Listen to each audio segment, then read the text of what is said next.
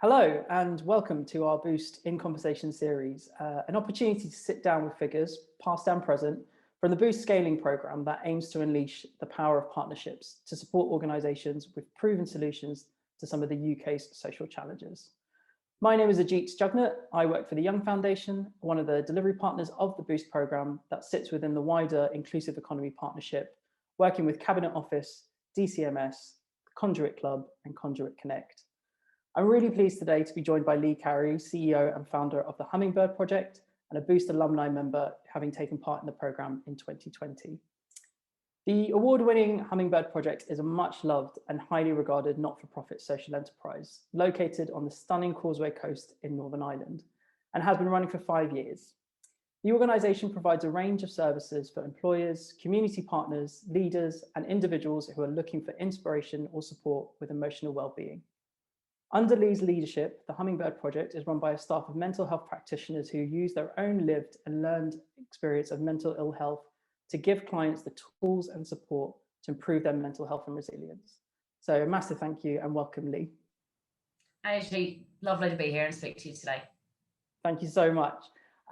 Before we delve more into your journey, I'd love to kick things off with a bit of a scene setter. Now, we're having this conversation off the back of Mental Health Awareness Week. Lockdown restrictions are slowly easing up across the country, and the conversations about our mental health in a post-COVID world has never been more prevalent. So my first question to you, and I purposely am being provocative here, is, has the stigma around mental health gone? The easy answer to that is, I think that COVID has brought a great opportunity to decrease stigma, because I think that everybody recognises that the last year, 18 months has been very difficult for people. And people who never experienced mental ill health or anxiety or stress before are suddenly feeling it. However, I think that there is still a stigma around the people who would actually be providing access, that they're still concerned about putting their staff, service users, participants, whatever you call them, in a frame where they can talk about their mental health, because they think that that will scare them, and it doesn't. So I think there's still a way to go for people to recognize that actually this stuff's okay. Nobody's going to run away, and I think that the general public are ready to have that conversation now. Totally agree with you. I think it's increasing so much, and I know amongst my own friends we're talking about it a bit more and being able to check in with everyone. I guess sort of where does the Hummingbird Project play a role in all of this, and yeah, how are you guys responding to that? Yeah, so I mean, we have always worked throughout the full spectrum of mental health. So we receive referrals for people who are really struggling, who have a mental health diagnosis, right up to people who may be in suicidal crisis. But actually, really, our values and aims is to try and up the level of this conversation, to actually give people the words, the tools, the skills to look after themselves the way they look after their physical health. And so, you know, what we essentially want to do is do ourselves out of a job. But, you know, we don't think that responding to people once they become unwell is necessarily the right answer. So we do a range of programs, group, online, with employers, across the board, to try and keep people well in the first place and reach out for help earlier, so that there isn't this bottleneck of mental health only being discussed and worked upon whenever somebody is unwell. Totally hear you on that front, and especially with your approach of doing yourself out of a job. I think it's quite a refreshing sentiment to share with quite a lot of individuals in the social enterprise sector. A lot of the time, that's what we're working towards, and yeah, I completely identify with that. So the Hummingbird Project has been running for 5 years. No doubt within that time, there have been some highs and lows in running an organization, not just dealing with the issues that you deal with, but also in the kind of economic climate as well. So I would love to hear from you on what some of your highlights and lowlights have been over the last 5 years in growing your organization. Sure. Well, I suppose maybe I should deal with the low light first and get them out of the way. Um, I'll be completely upfront and honest that 5 years ago I wanted to create social change. I wanted to do better in the mental health field. I didn't want to be a CEO. And very quickly I recognized that to do one, you're going to have to do the other. But certainly in the first couple of years where I was doing this self-funded, part-time, trying to figure out new innovative things to do and get other people on board with that. It was challenging for me personally. I think everybody recognizes here that the entrepreneur's journey can be quite lonely. And certainly when I felt that I could make a change in my subject matter, but didn't have the business experience of running a business before, I found that very challenging. And yet I knew that I had to just gain those skills, which is why, programs like Boost and all the other kind of amplifier programs that I've been a part of has been such a huge, such a huge support to me on that personal journey. I think the other thing, I think the other difficulty that whenever you're providing something innovative and trying to do something that's early intervention and prevention, particularly with a new model of working, because we don't work as counsellors, we are recovery mentors and resilience mentors. I think the difficulty in those first 5 years is going to funders or to commissioners and trying to persuade them that change is good. It's really interesting, I think, because they recognize that that things like mental health is as a theme is faltering and it's important, but then they get into that safe mode, and so those first 5 years was just about getting something, doing it really well, showing our impact, going back. But that was a bit of a slog, and I think that we're definitely getting there. That was difficult. So yeah, I suppose in terms of lowlights, that would be, those would be my two. Highlights, you'll be glad to hear a lot more of. So what we like to hear. Yeah, I suppose, there's kind of really tangible points where, 2 years in, we got our first office, which was just bizarre and funny. I got a phone call from our landlord the other day to say, just doing our 3-year review of the tenancy. I went,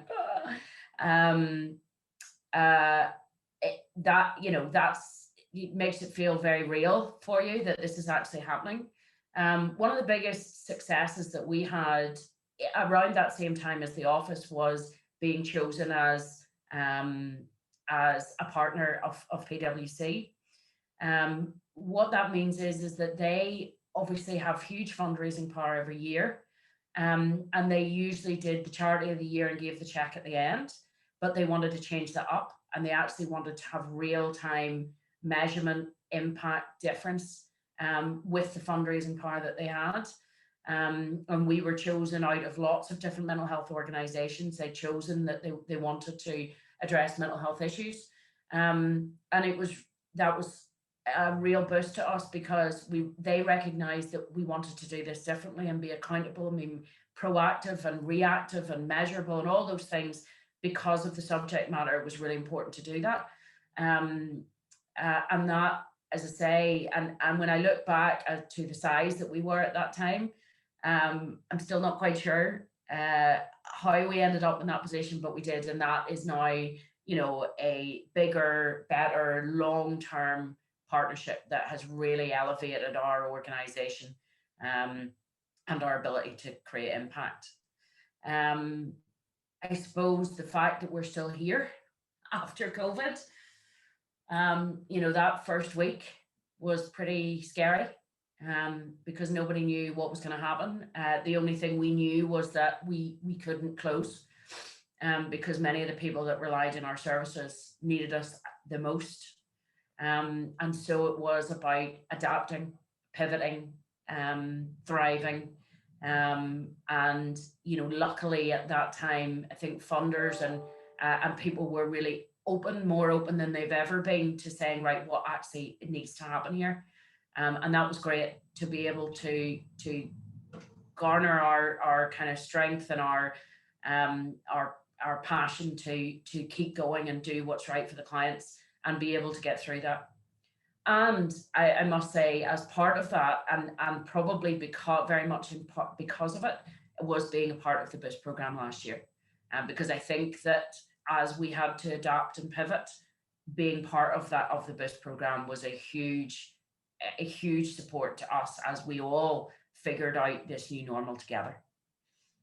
I mean, yeah, I think, you know, I joined BOOST last year as well, in the middle of a lot of our cohort having to adapt to these new climates and having to think about things that you probably hadn't thought about before. And it's a huge testament to organizations such as yourselves as to how you've been able to address that and kind of move with the times a little bit, and still be there at the end, which I think is just a huge testament to your leadership as well, of navigating that. And a great tie-in as well with, you know, with my next question, which is, having taken part in BOOST last year, what was the most beneficial aspect of being part of that program? Yeah, as I say, I think this would have happened anyway, but particularly in that atmosphere of change, it was the kind of supportive, learning, confidence environment, of being able to figure this stuff out in real time and getting the support of the, you know, what would have been there anyway, but we became so very relevant to all of us during that time. You know, the different kind of training workshops and networking opportunities and all of that stuff. It was really important to be able to learn from all of the people that you guys have at your disposal through the BOOST program, to be able to speak to like-minded individuals, funders, to be able to have that back and forward was really important for me at that time. Again, I think the beauty of BOOST is the fact that it is inclusive. So you have that kind of government element, big business element, and ourselves, and being able to connect with big business, with government, which, you know, for a small organization like ourselves would never be possible, other than through BOOST, and have them hear our voice as to what was happening on the ground, and be able to be able to have that voice and be able to listen to what was happening, and then receive help, support, and opportunities from, I say, big organizations who wanted to support social impact. It allowed us to be able to get support with things like marketing.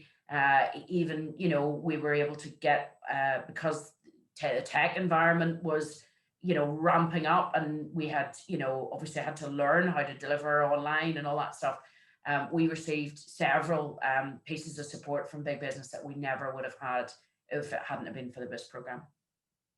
That's brilliant and great to hear. And hopefully for our new cohort of innovators who've joined us now in 2021, they hopefully have some similar type of journey. I mean, you mentioned obviously the biggest challenge for 2020, the C word, and having to adapt to that.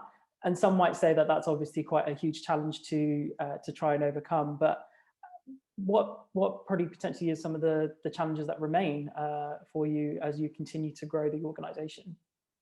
Yeah, I mean, I think, as I was saying kind of at the beginning around stigma, I think it's really interesting as we move out of lockdown and the restrictions that we have.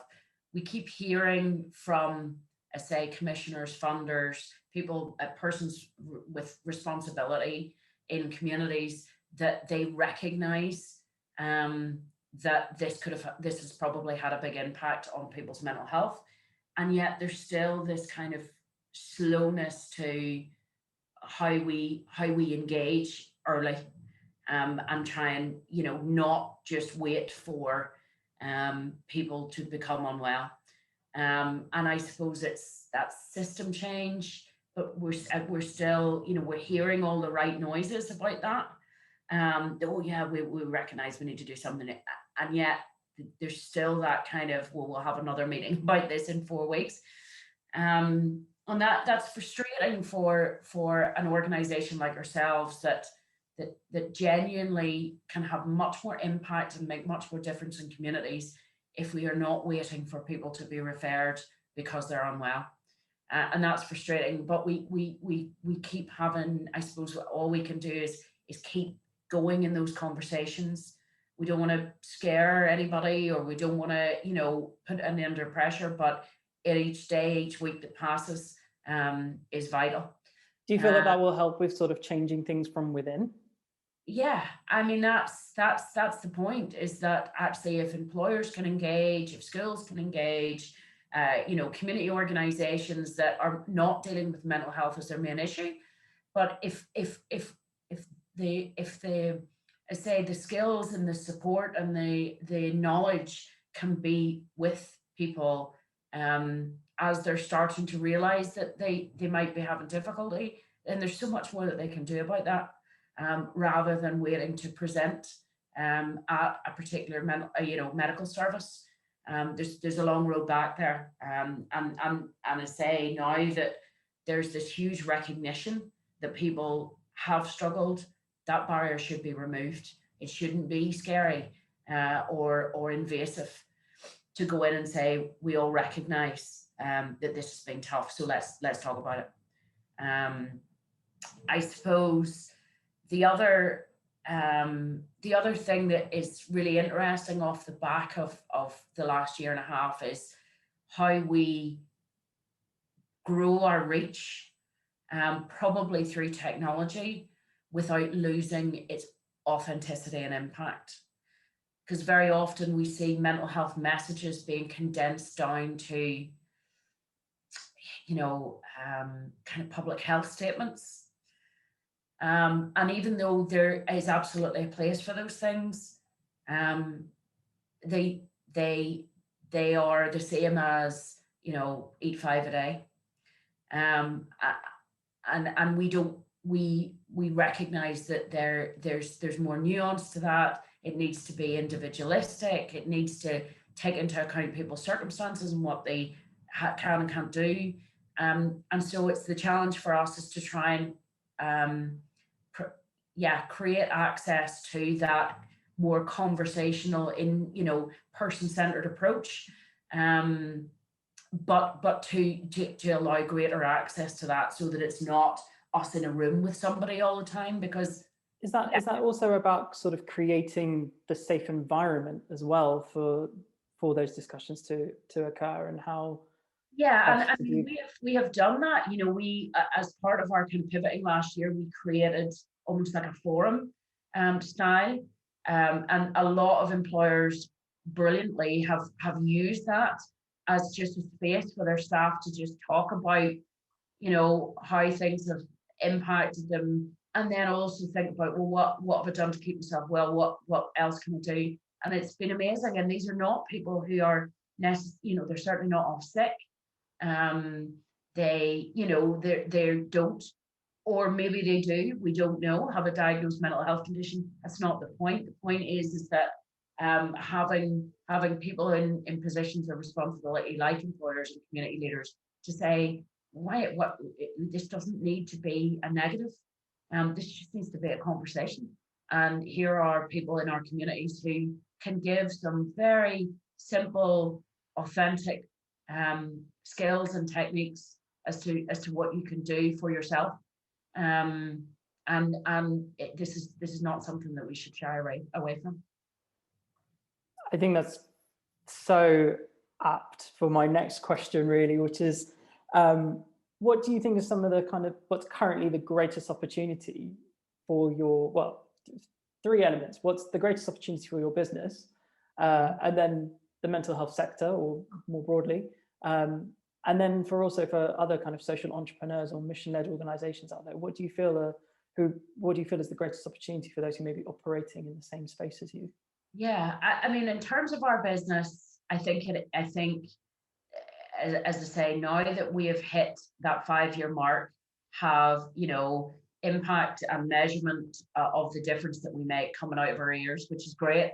That's the way we always wanted it to be, is to be able to push that conversation more to people, as I say, not doctors, not nurses, the people who, the touch points in society, that to say to them, look, we're here, employers, we are trying really hard to say, and we've had some amazing success with some big, we've done work with the civil service, with the Northern Ireland office, it's fabulous.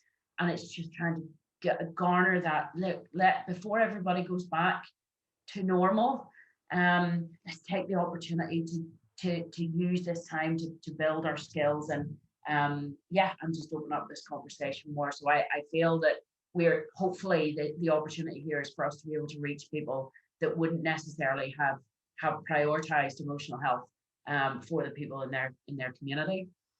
In terms of the sector, I think that mental health services, both from a medical perspective and community, it's time for us to look at how we create a better, earlier system to allow people to get the support that they need when they need it. I hear all the time this right person, right place, right time kind of mantra about mental health, but unfortunately, for lots of different reasons, that's not the case. And that's where we want to get to, but that's just not the case. And so often we miss opportunities to save people's lives. And when you look back at how that happened, there has been a missed opportunity there. And we as a sector really need to own that and say and map out that lived experience journey of how did that person end up in that position, and use that lived experience both from our perspective, our client's perspective, to make sure that those gaps and those cracks don't end up losing people. In terms of social enterprise, I just think there's a massive opportunity here. I think that because we, along with the NHS, were the ones that held our ground throughout this year and a half, where we because of our social mission and our social values, we found a way to be able to stay connected, to do the work that we do. Okay, it maybe had to change it, maybe, but we weren't profit led. We were social led. And I think that we need to shout loud from the rooftops about what we did there and why, what caused us to stay that course. And as I say, become a much more powerful voice in whenever you're looking at system change, whenever you're looking at planning and all of those big areas for government around poverty, environmental issues. Let's get the social enterprises in the room, because they're the ones on the ground that are actually working at the coalface to solve some of these huge issues for our country. Quite right, and well said as well. I'm going to go a little bit rogue and ask you one last question, if you don't mind. No. But say a time machine exists and Leigh Carey from 5-6 years ago enters the room right now. What's the number one piece of advice you would tell her? Ooh. Put you on the spot there to think creatively. Yeah, I like that, but I like it. It's going to be all right. Don't try not to overthink it. All of those extra hours that you fretted and worried and reorganized and actually didn't change the outcome. So stick with your gut, stick with the people that you trust. Never go off course in your mission.